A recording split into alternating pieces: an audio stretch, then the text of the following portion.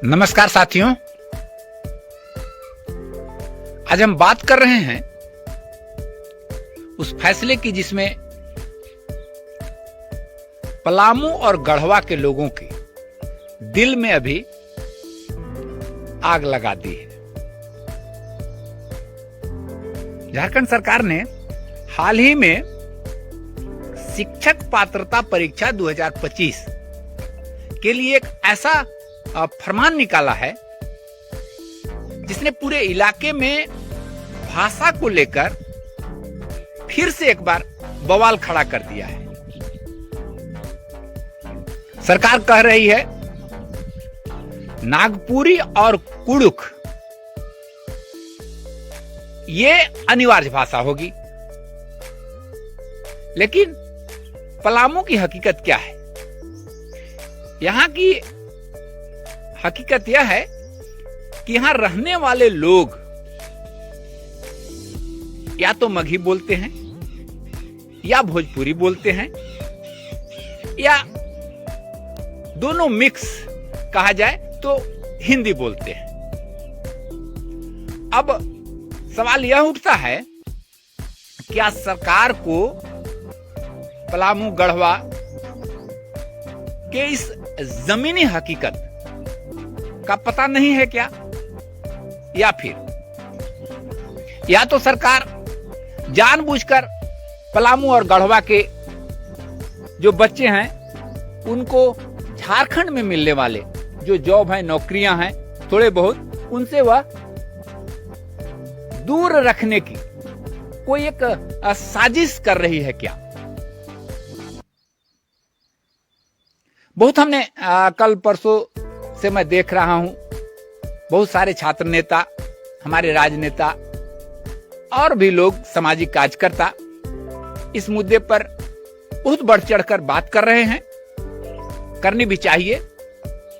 हमने देखा एक पोस्ट, एक छात्र नेता हैं,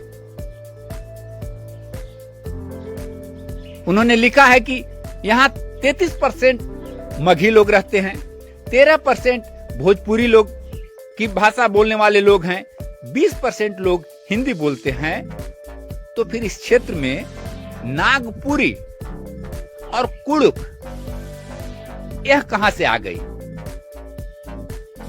अच्छी बात है कि पलामू के सांसद विष्णुदयाल राम ने भी इस मुद्दे को उठाया है।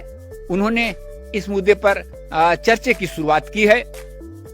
उनका भी यही कहना है कि यह एक साजिश है। सरकार को खुद पता नहीं है कि कहां कौन सी भाषा बोली जाती है।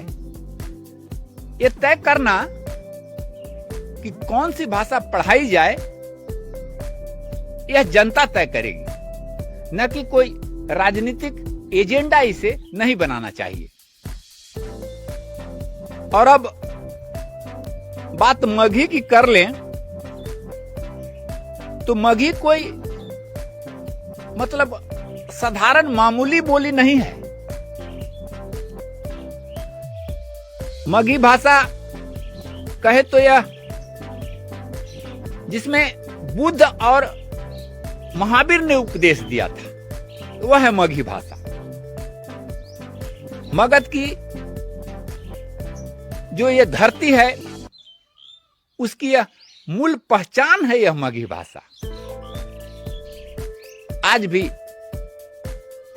पलामू और गढ़वा के हमारे इस इलाके में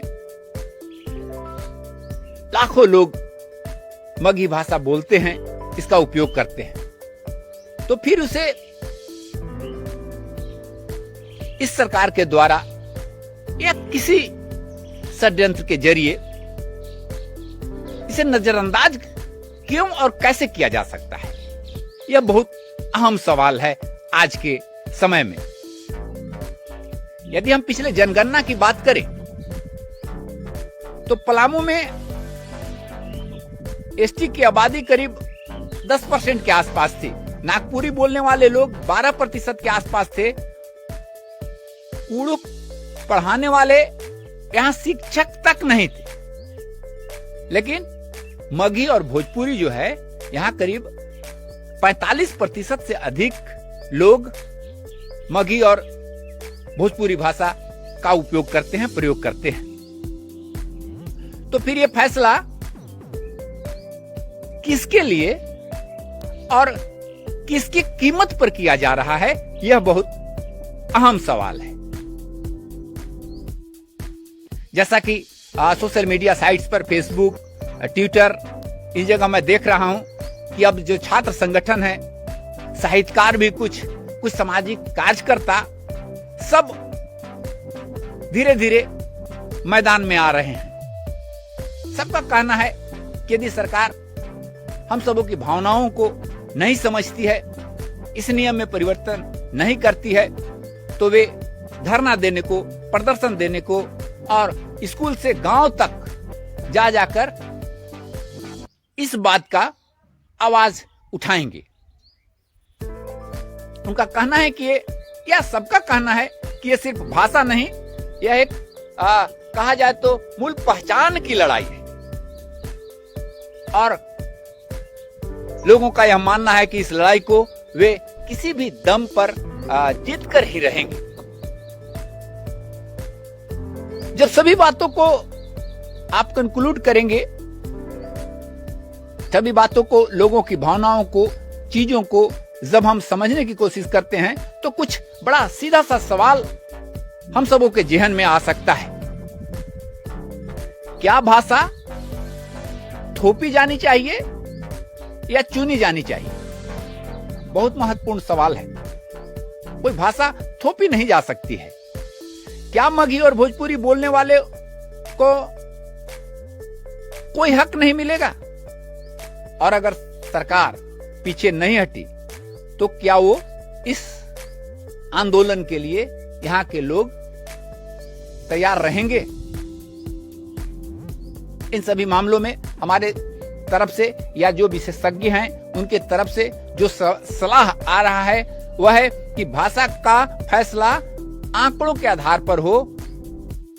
मगही और भोजपुरी को क्षेत्रीय भाषा का दर्जा दिया जाए, नागपुरी कुडुख का सम्मान रहे, लेकिन इस भाषा को लोगों पर थोपने का जिद न हो।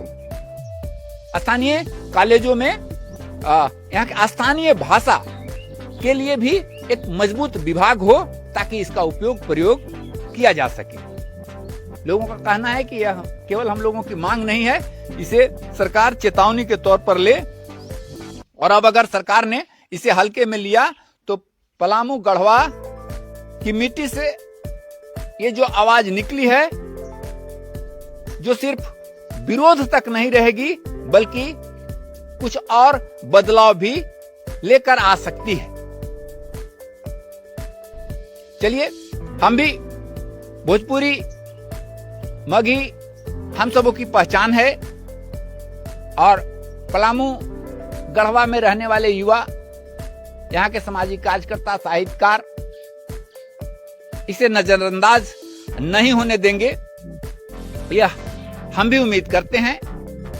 अपनी पहचान को कोई मिटने नहीं देना चाहता है। हम उम्मीद करते हैं कि जहां तक हमारा यह वीडियो जाए, इस मुद्दे को सभी लोग गंभीरता से लें।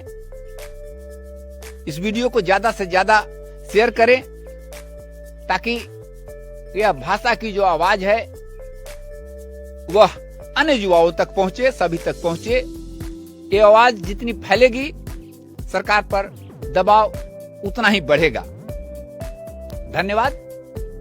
मगही जिंदा रहे, पलामू जिंदा रहे। नमस्कार।